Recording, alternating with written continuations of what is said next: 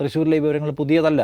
അതായത് തെരഞ്ഞെടുപ്പിൻ്റെ ക്യാമ്പയിൻ നടക്കുന്ന ഘട്ടത്തിൽ തന്നെ ഫ്ളാറ്റുകൾ കേന്ദ്രീകരിച്ചുകൊണ്ട് അപരിചിതരായ ആളുകളെ കൊണ്ടുവന്ന് വ്യാപകമായി വോട്ട് ചേർക്കുന്ന പരാതി അവിടുത്തെ CPI-ക്കാർ ഉന്നയിച്ചിട്ടുള്ളതാണ്, കോൺഗ്രസ്സുകാർ ഉന്നയിച്ചിട്ടുള്ളതാണ്. പക്ഷേ അന്ന് തെരഞ്ഞെടുപ്പ് കമ്മീഷൻ അതിനെ ഗൗരവത്തിലെടുത്തില്ല. ഏതുപോലെ രാജ്യത്തെല്ലായിടത്തും പ്രതിപക്ഷ കക്ഷികൾ ഉയർത്തിയിട്ടുള്ള ആരോപണങ്ങളെ മുഖവിലേക്ക് എടുക്കുന്നില്ല എന്നതുപോലെ വെച്ചാൽ നരേന്ദ്രമോദി ചട്ടലംഘനം നടത്തുന്നു, മുഖവിലേക്ക് എടുക്കുന്നില്ല. നരേന്ദ്രമോദി വെറുപ്പ് പ്രസംഗിക്കുന്നു, മുഖവിലേക്ക് എടുക്കുന്നില്ല. വലിയ തോതിൽ പണത്തിൻ്റെ ഒഴുക്ക് നടക്കുന്നു, മുഖവിലേക്ക് എടുക്കുന്നില്ല. ഷെഡ്യൂളിൽ നിങ്ങൾ കാണിക്കുന്ന ഈ തിരിമറി നരേന്ദ്രമോദിയെ സഹായിക്കാനാണ്, മുഖവിലേക്ക് എടുക്കുന്നില്ല. അതുപോലെ ഇവിടെ ഉന്നയിക്കപ്പെട്ട പരാതിയും അവർ മുഖവിലേക്ക് എടുത്തില്ല. KP രാജേന്ദ്രൻ എന്ന് പറയുന്ന CPI-യുടെ നേതാവ് 2 തവണയായി റിട്ടേൺ കംപ്ലയിൻറ്റ് എഴുതി ഈ തെരഞ്ഞെടുപ്പ് കമ്മീഷൻ കൊടുക്കുന്നു, അവർ പരിഗണിക്കുന്നില്ല. എന്നിട്ട് ഇതേ ആരോപണം ഉന്നയിക്കുന്നു, കോൺഗ്രസ് ഈ ആരോപണം ഉന്നയിക്കുന്നു, പരിഗണിക്കുന്നില്ല, ഒരു തീർപ്പുണ്ടാക്കുന്നില്ല. ഫൈനലി ഇപ്പോൾ ചില വിവരങ്ങൾ പുറത്തു വന്നിരിക്കുന്നു. പുറത്തു വന്ന വിവരങ്ങളുടെ ഒരു തുണ്ട് മാത്രമേ പുറത്തു വന്നിട്ടുള്ളൂ. എന്നാൽ അതിനെ അന്വേഷിച്ച് പോയാൽ കൂടുതൽ വിവരങ്ങൾ കിട്ടുമെന്നത് 100% ഉറപ്പാണ്. ഒരു ഫ്ലാറ്റിൽ ഉടമയറിയാതെ 7 പേരെ അല്ലേ 9 പേരെ അധികമായി ചേർത്തിരിക്കുകയാണ്. നമുക്ക് കഴിഞ്ഞ ദിവസം പറഞ്ഞല്ലോ, ഒറ്റമുറി വീട്ടിൽ 40-50 പേരെ ചേർത്തുന്ന കണക്ക്. പിന്നീട് ഇന്ത്യ ടുഡേ അവിടെ പോയി അന്വേഷിക്കുന്നുണ്ട്. അവിടെ താമസിക്കുന്ന ആൾക്ക് അറിയുക പോലുമില്ല ഈ പറഞ്ഞ ആൾക്കാരായിരുന്നു. സെയിം പാറ്റേൺ ആണ് രാജ്യത്താകമാനം നിങ്ങൾക്ക് കാണാൻ വരുന്നത്. ഈ സെയിം പാറ്റേൺ ആണ്. കർണാടകയിൽ ഒരു വീട്ടിൽ ഉടമയെ അറിയാതെ 10-40 പേരെ ഒരു മുറി വീട്ടിൽ ചേർക്കുന്നതിന് സമാനമായ സംഗതിയാണ് നമ്മൾ തൃശ്ശൂരിൽ വരുമ്പോൾ ഫ്ലാറ്റ് കേന്ദ്രീകരിച്ച് ഫ്ലാറ്റിൻ്റെ ഉടമയോ വാടകക്കാരനോ അറിയാതെ അവിടെ 9 പേരെ ചേർക്കുന്നത്. അവിടെ 9 പേരെ ചേർക്കാൻ കഴിയുമായിരുന്നുള്ളൂ, വേറെ എവിടെയൊക്കെ ആരെയെല്ലാം ചേർത്തുണ്ടാവും. ഇന്നലെ സംസാരിക്കുമ്പോൾ കോൺഗ്രസിൻ്റെ നേതാവ് ജോസ് വള്ളൂർ പറയുന്നുണ്ട്, ഒരു സ്ഥലത്തും മാത്രം 79 കള്ളവോട്ട് കണ്ടെത്തി, പരിശോധിച്ചപ്പോൾ 78 ഒഴിവാക്കേണ്ടി വന്നു, ഒറ്റ ഒരെണ്ണത്തിന് മാത്രമേ വോട്ട് ചെയ്യാൻ പറ്റുള്ളൂ. അത് ഒറ്റ ബൂത്തിലെ കാര്യമുണ്ട്. ബൂത്ത് നമ്പർ 36 കാര്യം അദ്ദേഹം പറഞ്ഞു, 37 കാര്യം. അങ്ങനെ പല ബൂത്തുകളിലായി നടന്നിട്ടുണ്ടെന്ന് അവർ പറയുന്നു.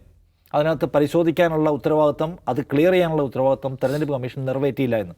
അപ്പോൾ ഇപ്പോൾ ആരോ കള്ളവോട്ട് ചേർത്തു, അതിന് ഞങ്ങളാണോ ഉത്തരവാദി എന്ന് BJP-ക്കാർക്ക് വേണമെങ്കിൽ ചോദിക്കാം. ഇന്ന് രാവിലെ ഞാൻ വാർത്ത അവതരിപ്പിക്കുമ്പോൾ കോൺഗ്രസ്സുകാരെയും CPI-ക്കാരെയും ഒപ്പം BJP-ക്കാരെയൊക്കെ നമ്മുടെ ഫോണിൽ കിട്ടുന്നുണ്ട്. അപ്പോൾ CPI-ക്കാർ പറയുന്നു CPI കർശനമായിട്ടുള്ള പരാതിയുമായിട്ട് പോവുകയാണ്, ഞങ്ങൾ ഏത് തരത്തിലുള്ള നിയമ പോരാട്ടത്തിനും തയ്യാർ. കോൺഗ്രസ്സുകാരും പറയുന്നു അവർ ഈ പരാതി ഇനിഷ്യേറ്റ് ചെയ്യാൻ പോവുകയാണ്, കോടതിയെ സമീപിക്കാൻ പോവുകയാണ്. BJP-യുടെ മുൻ തൃശ്ശൂർ ജില്ലാ പ്രസിഡന്റ് KK അനീഷ് കുമാറിനെ ഫോണിൽ കിട്ടുന്നു. അദ്ദേഹം പറയുന്നു, ഇത് മാനിപ്പുലേറ്റ് ചെയ്തിരിക്കുന്നത് ഞങ്ങളുടെ വിജയത്തിൻ്റെ പ്രഭ കെടുത്താനാണ്, BJP-യെ അപമാനിക്കാൻ വേണ്ടിയാണ് എന്നൊക്കെ പരാതിയുള്ളവർ കോടതി പോട്ടെ. അപ്പോൾ ഞാൻ അദ്ദേഹത്തോട് ചോദിക്കുന്നു, ഇത് നിങ്ങളുടെ ഒരു പ്രധാനപ്പെട്ട മണ്ഡലത്തിൽ നടന്ന കള്ളവോട്ടുമായി ബന്ധപ്പെട്ട് പുറത്തു വന്ന ഒരു വസ്തുതയാണ്. ഈ കള്ളവോട്ട് ചേർത്ത് നിങ്ങളല്ല എങ്കിൽ നിങ്ങൾക്ക് പരാതിയില്ലേ? അതിന് മറുപടിയില്ല. ഈ കള്ളവോട്ടിൽ പരാതി LDF-നും UDF-നും മാത്രമേ ഉള്ളൂ, BJP-ക്ക് NDA-ക്ക് പരാതിയില്ല. എന്താ NDA-ക്ക് പരാതി ഇല്ലാത്തതാണ്? അപ്പോൾ NDA-ക്ക് പരാതിയില്ലാത്തത് ഈ പരാതി അന്വേഷിക്കാൻ ഞങ്ങൾ ആഗ്രഹിക്കുന്നില്ല. അന്വേഷിച്ചാൽ ഇത് ചെന്ന് ചേരുന്ന ഇടം ഞങ്ങൾക്കത്ര സുഖമുള്ള ഇടമായിരിക്കില്ല എന്ന് അവർ മനസ്സിലാക്കുന്നു. അവിടെയാണ് കുഴപ്പം. അപ്പോൾ അതിൽ നിന്ന് വളരെ ക്ലിയറാണ്. ഇന്നത്തെ 3 മുന്നണികളുടെയും പൊസിഷൻ പരിശോധിക്കുമ്പോൾ നമുക്ക് മനസ്സിലാവും ഏത് കപ്പലിലാണ് കള്ളനുള്ളത് എന്ന കാര്യം വളരെ വ്യക്തമാണ്. അപ്പോൾ ഇത് ഒരു തൃശ്ശൂരിലെ മാത്രം പരിപാടിയല്ല, രാജ്യവ്യാപകമായി നടത്തിയിട്ടുള്ള എന്തോ ഒരു ഓപ്പറേഷൻ്റെ ഭാഗമായി തൃശ്ശൂർ പ്രവർത്തിച്ചു എന്ന വലിയ സംശയം മനുഷ്യരുടെ വോട്ടർമാരുടെ ഇടയിലേക്ക് ഇട്ടുകൊടുക്കുന്ന ഗുരുതര സ്വഭാവമുള്ള ഒരു കാര്യമാണ്. അത് ഇൻവെസ്റ്റിഗേറ്റ് ചെയ്യാൻ തയ്യാറാവണം. ഇന്ന് രാവിലെ സംസാരിക്കുമ്പോൾ മുൻ ലോക്സഭാ സെക്രട്ടറി ജനറൽ അദ്ദേഹം പറയാണ്, ഇങ്ങനൊരു അവിശ്വാസത്തിൻ്റെ പ്രശ്നം ഉണ്ടായി വന്നാൽ പരാതിക്ക് പോലും നിൽക്കാതെ ജനങ്ങളെ അത് ബോധ്യപ്പെടുത്താനുള്ള ബാധ്യത തെരഞ്ഞെടുപ്പ് കമ്മീഷനുണ്ട്. കമ്മീഷൻ അത് ചെയ്യുന്നില്ല, മൗനമായിരിക്കുന്നു. എന്നിട്ട് മറ്റേത് നോക്കട്ടെ, ഇതിൽ പരാതി എന്ന് നോക്കാം. സുനിൽകുമാർ പറഞ്ഞ ഭീഷണിപ്പെടുത്തുകയാണ്. നിങ്ങൾ തരുന്ന സംഗതികൾ തെളിവില്ലാത്തതും നിങ്ങൾക്ക് സ്ഥാപിക്കാൻ കഴിയാത്തതാണെങ്കിൽ ജയിലിൽ പോകുമെന്നുള്ള ഓർമ്മ വേണം എന്ന് ഭയപ്പെടുത്തുകയാണ്, പരാതി കൊടുക്കാതിരിക്കാൻ. അതല്ല ചെയ്യേണ്ടത്. കാരണം നമ്മൾ പലകുറി പറഞ്ഞ പോലെ നമ്മുടെ തെരഞ്ഞെടുപ്പ് സമ്പ്രദായത്തിൻ്റെ വിശ്വാസ്യതയാണ് ഈ രാജ്യത്തിൻ്റെ നിലനിൽപ്പിൻ്റെ അടിവേര് എന്നിരിക്കെ അതിനെ അസ്വസ്ഥപ്പെടുത്തുകയും ദുർബലപ്പെടുത്തുകയും ചെയ്യുന്ന ആരോപണങ്ങൾ ഉയർത്തിക്കൊണ്ടുവരിക ആരെങ്കിലും അല്ല ഉന്നയിക്കുന്നത്. ഇന്ത്യയുടെ പ്രതിപക്ഷ നേതാവ് എന്ന് പറയുന്ന ആൾ, 100 MP-മാരുടെ പ്രതിനിധിയായിട്ടുള്ള, അല്ലെങ്കിൽ ആ ബ്ലോക്കിൻ്റെ മുഴുവൻ പ്രതിനിധിയായ ഇന്ത്യയുടെ പ്രതിപക്ഷ നേതാവ് എന്ന് പറയുന്ന ആൾ, അയാളുടെ ഒഫീഷ്യൽ കപ്പാസിറ്റി ഉപയോഗിച്ചുകൊണ്ടാണ് ഈ ഗുരുതര ആക്ഷേപം ഉന്നയിക്കുന്നത്. അവരെയും കൺവിൻസ് ചെയ്യണം. അവർ ഈ തെരഞ്ഞെടുപ്പിൽ മത്സരിക്കുന്നവരാണ്, മത്സരിച്ച് വിജയമുണ്ടാക്കിയവരും ഇത്രയും MP-മാരെ ജനങ്ങൾ വിശ്വസിച്ചേൽപ്പിച്ചവരാണ്. അവരുടെ കാര്യത്തിന് ഉത്തരം പറയണ്ടേ? അപ്പോൾ തെരഞ്ഞെടുപ്പ് കമ്മീഷൻ ആ കാര്യത്തിൽ സ്വീകരിക്കുന്ന ഒരു പ്രത്യേകമായ വിപ്രതിപത്തി നിറഞ്ഞ സമീപനം ഞങ്ങളായിട്ടൊന്നും വ്യക്തത വരുത്തത്തില്ല. നിങ്ങൾ വേണമെങ്കിൽ കേസിന് പോവുക, കോടതിയിൽ പോവുക, തെളിവ് സമർപ്പിക്കുകയൊക്കെ ചെയ്തോളൂ എന്ന് പറയുകയാണ്. അത് ആ സമീപനത്തിൽ തന്നെ ഗുരുതരമായ ചില സംഗതികളുണ്ടെന്ന് ഞാൻ കാണുകയാണ്.